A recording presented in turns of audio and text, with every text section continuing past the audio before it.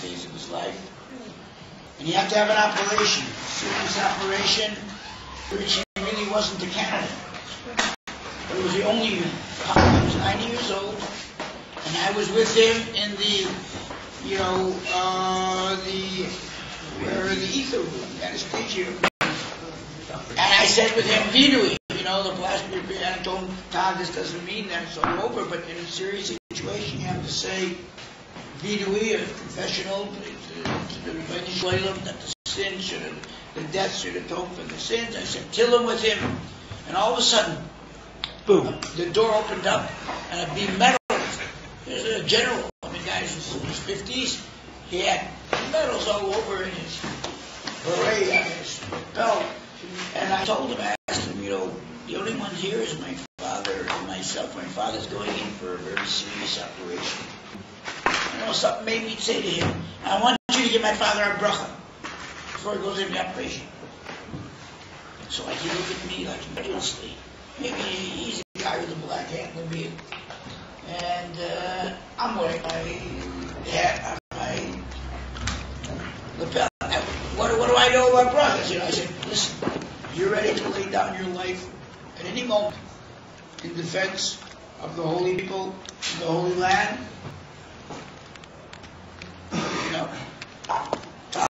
מוכן להפקיר את נפשך, למסור את נפשך עבור הטלס בני ישראל. ארץ הקודש, מוכן. Power. I said, the Rebbe, encourages you, the Rebbe loves you guys. The Rebbe loves everybody. The guys are ready to give their life to defend. You have a special power, and I want you to give my father a bracha. No way, he came, he put on his hat, his belt, and he didn't know what to say. I said, say with me. Hashem,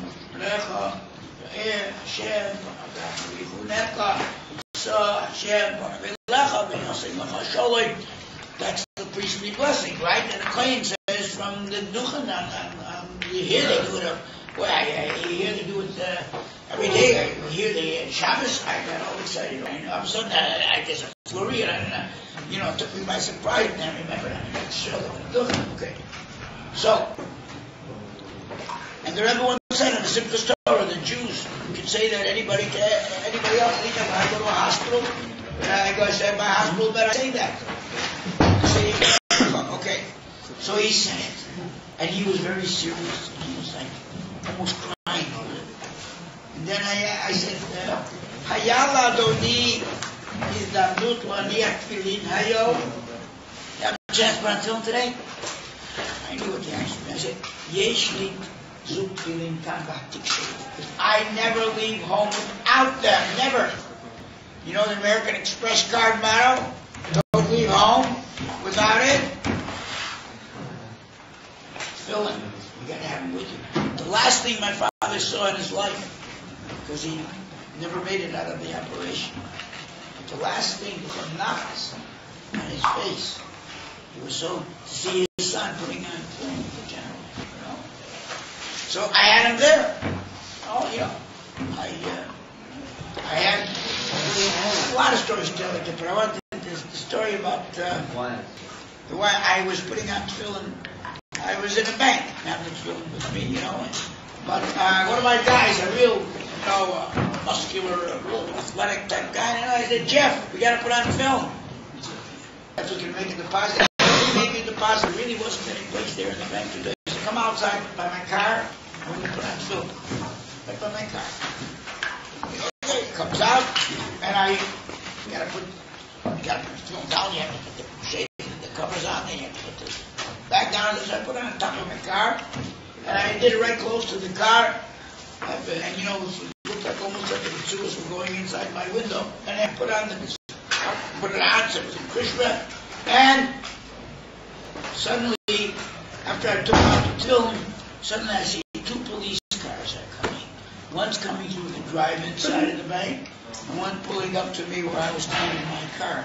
And a cop runs out, he's holding his hand by his holster, and he screams at me, "What are you doing?" I said, "I'm doing religious this." "What's in that bag?" I took it home. I said to him, "And thou shalt bind it for for a sign, and it shall be forefront to speaking right, Deuteronomy. And the guy says, so he takes out his walkie-talkie. He gives a message back to the police station where he gave him that, nothing to worry about. And I ask him, and exactly what brings you here? Who invited you? So he says, that somebody driving by and saw what you guys were doing, and they called up the police station, and they said, the guy's doing something weird in front of the bank. He said, one guy's wiring the other guy to his car. So, anyway, but it says the nations of the world will see that the name of God is called upon you, and they will fear you. Yeah. So,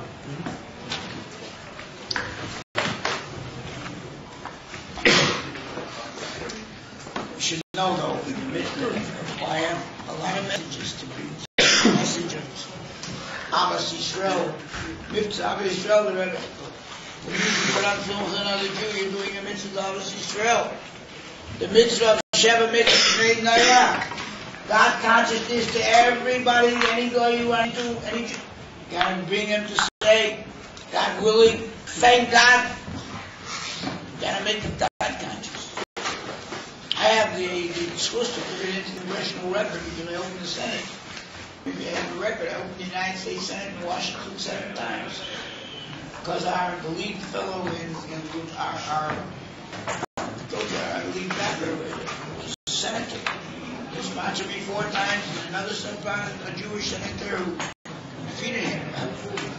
Paul Wellstone, he sponsored me, and one of the latest senators sponsored me, and the latest senator, who's in the middle of a recount now, his name is Moshe Ben Bela. He puts on film every day.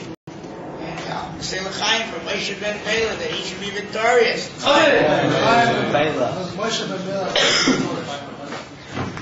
So, that's one of the things. But you guys, welcome to Yeshiva. The bottom line is, study of Torah. You got a mandate from the Rebbeinu Shalom himself. You say that mandate in Krishma at least 2 times a day. Krishma, Shema Yisrael 3 times a day actually. But you say it's in the Shema Yisrael. Where is it? The mandate. You say it in Krishma 4 times. When you say it, say it's the mandate of V'dibarta Bam. You shall speak Torah. See, not the women, I got to teach it to your kids diligently. But you have to talk to him. V'dibarta Bam. When? There are exactly 2 possibilities. Either you're home or you're on the way. V'dibarta Bam. Chuck, we'll come back home and like that. That's, you guys are going on Mitzvah, you're going any place you go. You smile, you're on candy camera, God's watching, Mini Hashem Nitzvah. God's watching. You gotta speak Torah. Speak, run to people, talk Torah with them. I'm going to tell you a story. I tell the story a lot, especially my Brady Yeshiva boys. And maybe I'll conclude with this story. If you have any brief time for any questions, because I have to go tonight to Harchuma. God willing, and for Brady. So,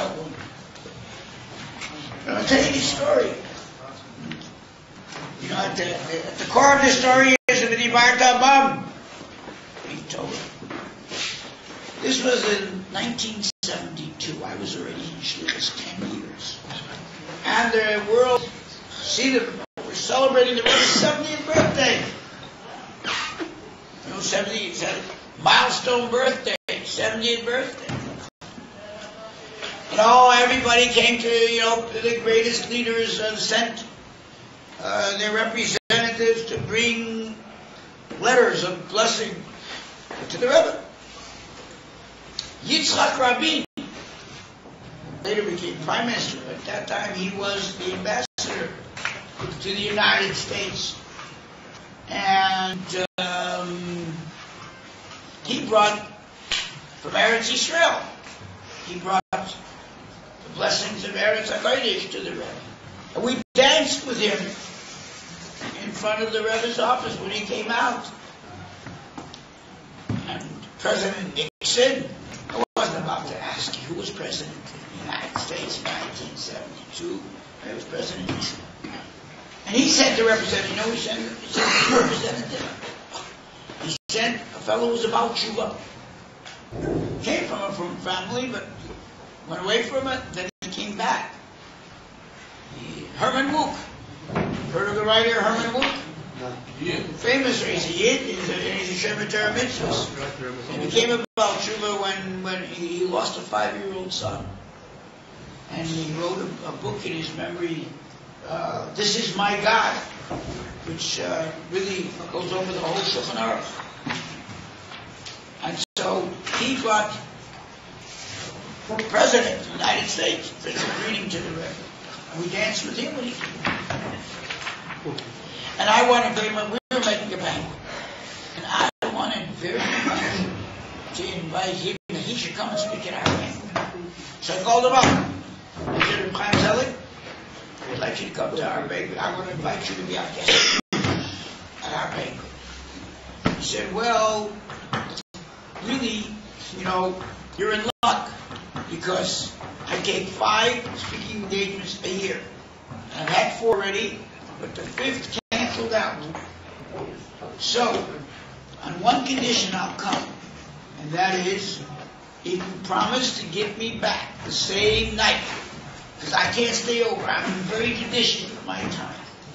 I can't come over. I said, okay, I'll get back to you, because the only way I can get him back, he lived in Washington, D.C. The only way we can get him back is on a Lear jet, private jet. Because the last flight leaving the Twin Cities was 4:30. You can't make a major banquet in the afternoon, that's a luncheon. You have to make it at night. People get dressed up, they come, it's a big event. And we wanted to make some money on this for our many meisters.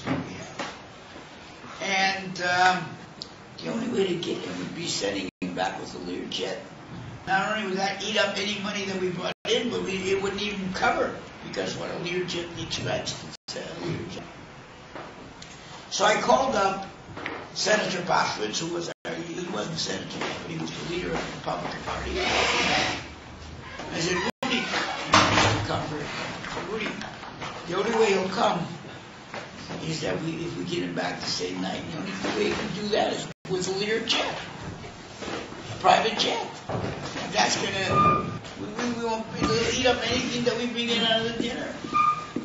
And then some. He says, Rabbi, give me a couple hours, see what I can do. He calls me back, less than 2 hours. He says, Rabbi, I've got us a jet. He's got the jet, the corporate jet. One of the corporate jets, they have any of General Mills. You know, you ever eat Wheaties, Cheerios? You know, well,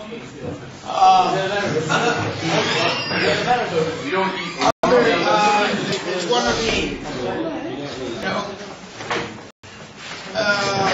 it's one of the things besides Lubavitch that Minnesotans know. Huh? Anyway. So I called him back because they found out that they checked their schedule. Rudy called the president of General Mills, and they checked this plane schedule. And they were scheduled that night of our day, banquet, I think it was the 27th or the 28th of February. They were sending a jet to Teterboro, New Jersey, to bring back a number of executives for a meeting with them. So they were sending a jet, you know, to bring the executives. And so Washington, you know, it's like on the way, it's in the general direction, so they'll make a little detour and drop him off. So I called him back and said, Chaim Zeller, guess what? We got your jet. We got your jet from General Mills. Oh, he said, probably just needs right. So he came in commercial plane. Rudy and I picked him up. And Rudy's got not mine. Of course, anyway. So, and he comes and he speaks. And he speaks very good, you know, and everybody likes his speech. And he speaks about the Rebbe, his connection with the Rebbe. And he says something, I'll never forget what the Rebbe told me. He says, people are down on American Jewry. The Rebbe said, I'm up on American Jewry. American Jewry is a wonderful Jewry. You can't tell them to do anything, but you can teach them to do everything. You know? You can't sock it to them. Do this, say this. It ain't gonna work. You can teach them to do everything. Anyway, dinner finished. At 8 o'clock we had to take them back to the airport, to the section where General Mills, their hangar. And we're driving there. And I honored one of our sponsors, one of our benefactors who has a Lincoln Continental, beautiful car to take him. And my wife and I followed in our car, which isn't exactly a Lincoln Continental. So we followed, and on the way, I thought pops into my mind, you know, maybe I should accompany him. You know, I'd be able to be by the Rebbe Monday. Monday, the Rebbe is called to the Torah. I'll be able to be there by the Rebbe's Aliyah, down with the Rebbe. And I really had a thought I wanted to interview him on the plane and write a story about him, his life, you know. And I must tell you that deep down I had never been under a jet. And this would afford me the opportunity. And I did one way for me, you know. I asked my wife, what do you think? I said, oh yeah, it's a terrific idea. And while you're there, you'll bring back the fish, you'll bring back the chicken, you'll bring back the meat, you'll bring back the milk and the cheese, because we couldn't get any of that. In 1972, now you can get it all. Anything you get in Crown Heights, and Muncie, and Borough Park. Anyway, okay? So I jump onto the plane with him. Said, Chaim Zeller, I'm accompanying him. He loved it. He was very happy. We sit down. It's like sitting down and reclining in the living room, you know? And, you know, there's a waiter and a steward to help you with your mashke and whatever you want. And I take 7 up. Anyway, so I sit down and I'm ready to start, you know, 2 hours. I want to use it to interview them and get to know them better. When suddenly, you know, my Yetzer Tov kicks in, and the pasuk hits me, and then you know, I always telling this, you know, that you have to learn and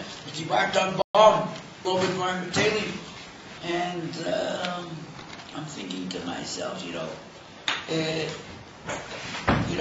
you're some kind of reporter. You have a mandate from God. What would the Rebbe want you to talk about now? We'll go interview him. The Rebbe wants you to talk with him Torah. So I give up the idea of interviewing him. There goes my story. And I'll take out the sitter from my pocket, which has the Haggadah in it. Remember, this is 2 weeks before Pesach. 2 weeks before Pesach. And I go over all the sichot, all the talks of the Rebbe on the Haggadah, you know, that I remember. We also wrote Kedushim, Biyudim, Rebbe wrote Haggadah, all the different insights, you know, in the Haggadah. And he brought in some of his favorite drushim on Haggadah, but mostly, it was the sichos of the Rebbe on the Haggadah. The time, pardon the pun, literally flew by. You know? 2 hours. Now remember, when we got onto that plane, the Rebbe was starting Yechidus. 8:30, it was 9:30 in New York, the Rebbe was starting Yechidus. The last year of the 70th year. And we landed in Washington 2 hours later, and the Rebbe was Yeshidus over there. And I hugged him. We said, bye. We got him there before 12 o'clock. And then I stayed on the plane and I went with them to Teterboro. Teterboro, you know, it's an airport. It's a city in New Jersey. And I jumped into a cab. It was now already a little bit after 1. I jumped into a cab to get to Crown Heights. And I wanted to write to the Rebbe. I wanted to get there before the Rebbe's Yeshidus ended so I could give Rabbi Chaim who was the Rebbe's secretary. He's the main dad of all the different organizations. He was the Rebbe's trusted aide. So I wanted to get there and write a couple lines. And he even the newspapers that were full of that dinner beforehand. That it was, and one of the Rebbe should have a program. One of the Rebbe should have nachas. So the mikveh was open because it was the Yeshidus night. There's a building across the street there, a mikveh, and I jumped into the mikveh, you know, and jumped out and ran to 770, got the paper, and wrote that we arrived. The Rebbe knew that we were going to get back on a jet, and I wrote all about what's going to be, about the dinner. The Rebbe's concerned that the jets were made for it to help spread Torah, you know. And so I got there, I wrote it down, and it's about 2:30, and I just heard the door close. Rabbi Chanukah closed his office door, was coming down the hall, and I headed off at the pass. And I took my notes and my papers that I had with me, and I put it on top of his pile. He had a big pile. Every night he'd go into the Rebbe and stay as long as, you know, got the Rebbe, whatever they did there, and gave the itinerary for the next day or whatever. I put my stuff on top of the pile, which is a big chutzpah, because who am I to prioritize what goes in and no? But he knew all about this too, and he said, all right, you know. And he went into the Rebbe, and this was the first minute, that whole day, I could breathe, I could relax. It was the most precious day that I had. Paul Martin came to the dinner. I had to see all the particulars and the details of it done, and all these people I see one time a year, they come to dinner, you know. And I have to deal with everything. I have to deal with this great author and personality and celebrity, and then have this whole thing on there going on the plane. It was wonderful, but it was very pressureful. And now I wanted to get to the Rebbe in time to give that note in. And it was the first chance they had to relax and draw and breathe. It wasn't to be. 10 seconds after he went in, Rabbi Chanukah goes running out and says, Moshe, the Rebbe wants you to come in right now.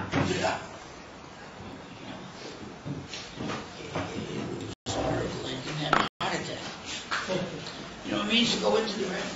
You know what it means? To go into the Melech, to the Kodesh HaKadosh. People, before they went on Yechidus, they would prepare for months. They'd learn Mamorim, memorize Mamorim. The day of the Yechidus, many people fasted. They said the whole Tillim. Went over Mamorim, did a lot of tshuva. They're going in, you know, the Rebbe takes one look at you, he knows where you're at, what's going on, you know, and hey, you go. Here I have got a minute to prepare. And I'm not in my big day Shabbos. You know, I would never go in. I'm in a suit. I didn't wear the big day Shabbos to the banquet. There's no reason for it. And I'm in my coat. There's no, you know, and even time to put on a gargle. The coat had a belt. I remember if it took my hat a gargle. Anyway, but there's no time for nothing. And I'm there. I'm standing in front of the Rebbe. The Rebbe smiles at me. The first thing the Rebbe says, he asked me, he said, what did you talk about on the plane? What did you talk about on the plane? From all the things that Rebbe could have said and could have asked me, first thing, what's on the plane? What did you talk about on the plane? Why was I happy? I decided 5 hours before that I ain't no party. I'm a yid. I'm a chosser. Teire. V'dibarta bam. V'lo b'dvarim b'teilim. So I could smile, I could answer the Rebbe. Es hat sich gerettet, der Rebbe Siches, after Haggadah. I gave over the Rebbe's talks, commentary on Haggadah. And the Rebbe had a beautiful, satisfied smile. Then the Rebbe asked me about the rest of the things, about dinner and stuff. My friends, the instruction from this lesson, this happening, hits you in the face. Because nobody knows where, when, by whom they're going to be interrogated, they're going to be asked.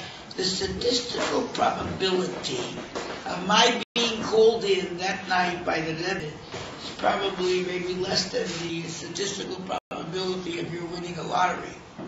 I mean, but thank God I go to the mikveh. But I went to the mikveh to write to the Rebbe. When I'm going to be called in. Tomorrow, no one ever knows where, when, by whom. They're going to be asked, how did you spend the last couple of hours? How did you spend the last couple of years? So you have to remember, that's the buzzword, the key word. You got to talk Torah. Chaim. Remember the story. The next time someone comes along and wants to distract you from Torah, remember this story. Okay, if you have any quick questions, I could entertain one or two because I have to.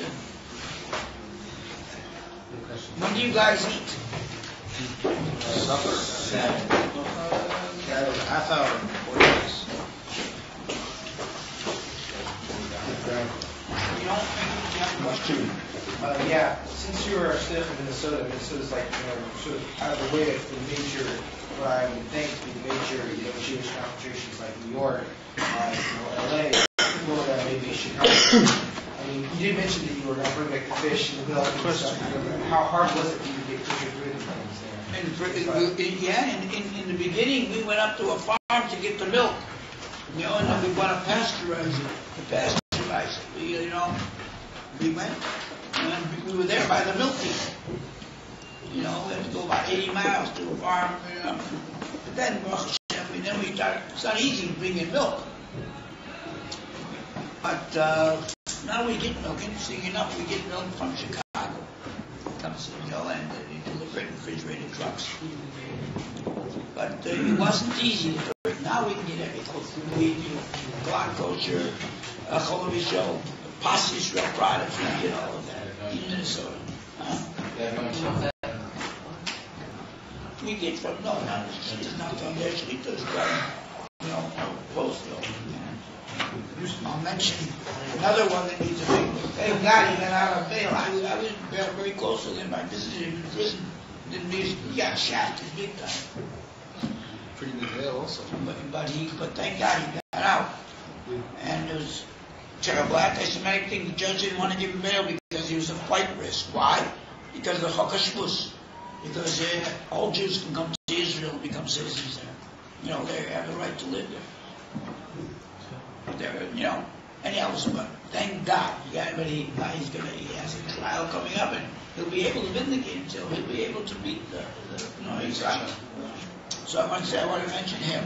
His name is Shalom Mordechai Halevi Ben Rivka. Have a good shlema. It should be part of his Shalom Nafshi, and he should have Shichror, freedom, Amit, L'chaim. Oh, that'll do it. That's the best. I'll have Shichror. Okay, any other questions? Okay. In your 48 years of shlichus, what would you say are some important advice and tips for carving Jewish people? Besides what you spoke about. Being carving people? In 48 years, it's a lot of experience. First of all, you have to show that you're not judgmental. You can't pile it all on, little by little. And you got to be friendly. You have to show a smile. Again, you can't slack it it to him. Do this. I'll do anything to calm somebody to do that film. So you know what I tell them? I said, listen, I got to get my quota. It's interesting. I was on a plane when my father passed away. I split the shiva. I said 3 days here. I asked for Ashkenazi and dumped on the plate. And I had it at home. I didn't miss any minyanim. So I'm sitting, and there's a rock band, an Israeli rock band sitting next to me. 4 guys, long hair, earrings, So, comes time, and I said, I want to put on film. Oh, they're very pleasant, but it's not for us. I tell them, listen, I just lost my father. I'm in the midst of shiva for my father. I want you to do it for my father. I want you to, he should have a Aliyas Neshama. Put on.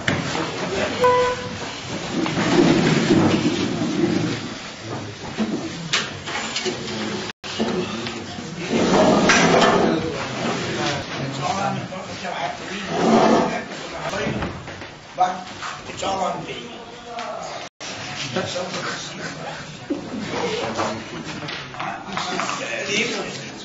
Thank God I have no complaints. My wife,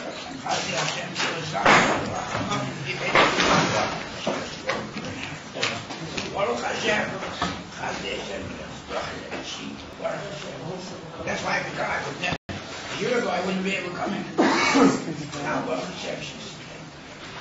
so, Chazde Hashem Kilo Sons. So say l'chaim for her too. She should be 4 better. Been to the bus, get there.